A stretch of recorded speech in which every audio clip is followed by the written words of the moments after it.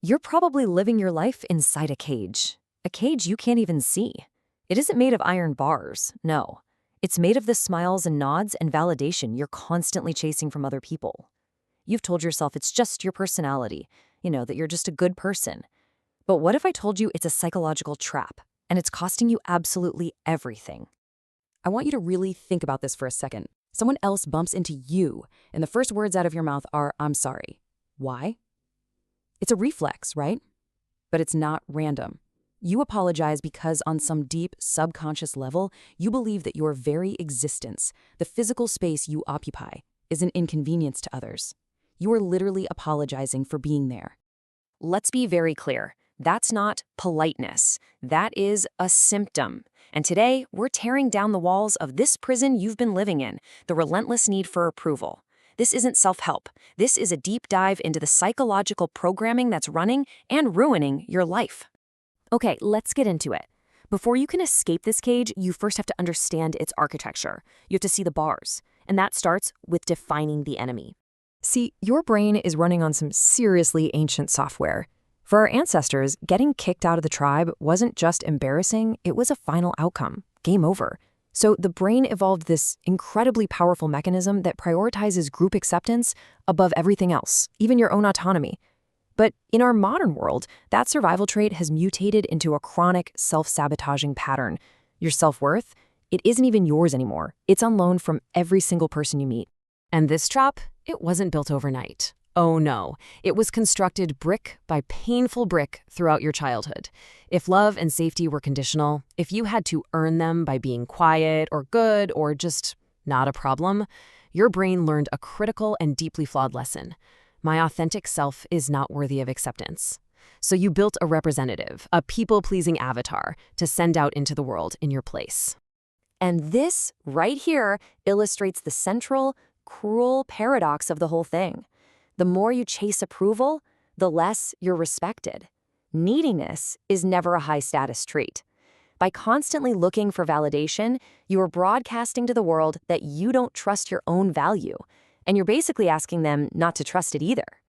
This trap doesn't just mess with how you feel, it actively sabotages your ability to think and to act. Let's start with how it completely destroys your decision-making. We have all been there. Staring at a restaurant menu like it's a life or death choice. A dozen browser tabs open comparing two basically identical products.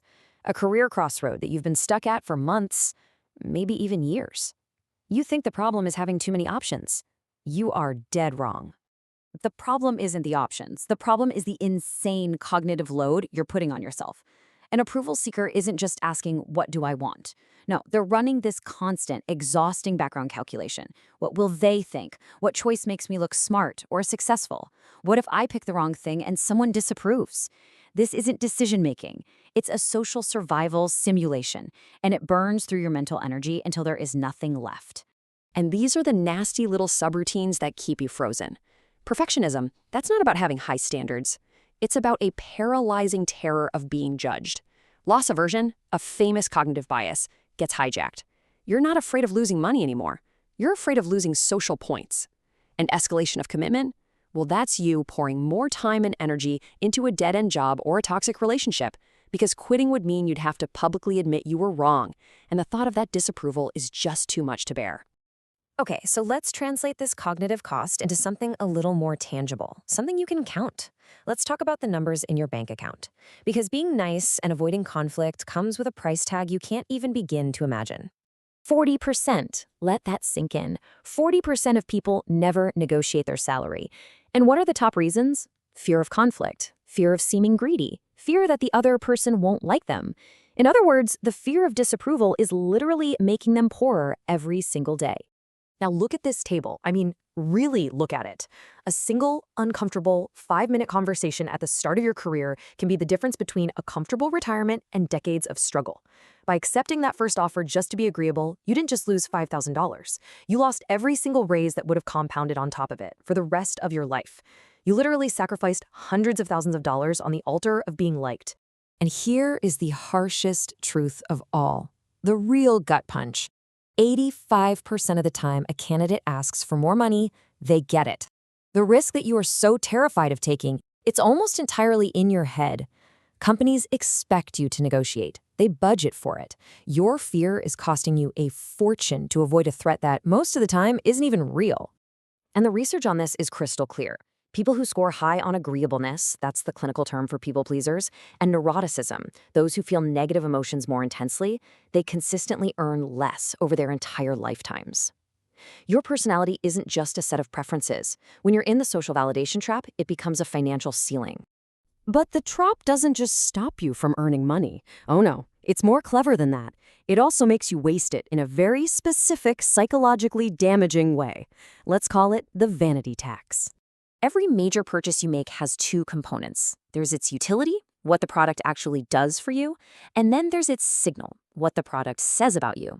A reliable car has utility. A luxury car with a giant logo on the front is a signal. And people who are trapped in the validation cycle consistently and disastrously overpay for the signal because they believe that signal will finally get them the approval they crave. This behavior actually has a clinical name. It's called compensatory consumption. Research shows that when you feel powerless or insecure, your willingness to pay for high-status products goes through the roof. You're not buying a watch. You're buying a feeling of importance. You're not buying a designer bag. You're buying perceived acceptance. It is a desperate attempt to purchase the self-esteem that you cannot generate internally. So think of it this way. The vanity tax is the price difference between a product that serves your needs and a product that serves your insecurities. And for people pleasers, this is the single largest, most invisible tax they will pay their entire lives.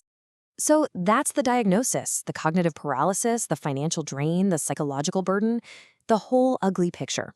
Now let's talk about the cure. This is the point where you stop being a victim of your own programming and you start rewriting the code. You are standing at a crossroads between two completely different operating systems for your life. On the right, you've got the fragile, volatile world of external validation, where your entire sense of self can be shattered by a stranger's comment online. And on the left, you have internal validation, stable, resilient, where your worth comes from your values. At the end of the day, you have to choose which system you want to run your life on. The path out is simple, but let's be clear, it is not easy. First, develop emotional awareness. Actually notice that jolt of anxiety when you feel someone's disapproval. That's the signal. Second, live by your core values. If you don't know what you stand for, you will fall for absolutely anything.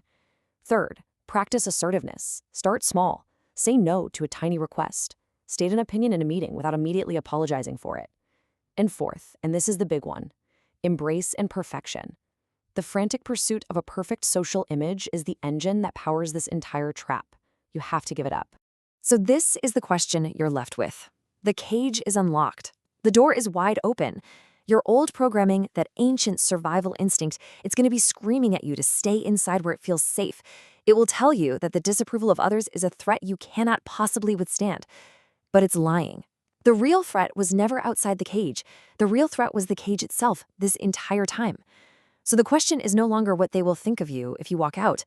The only question that matters now is, what will you think of yourself if you stay?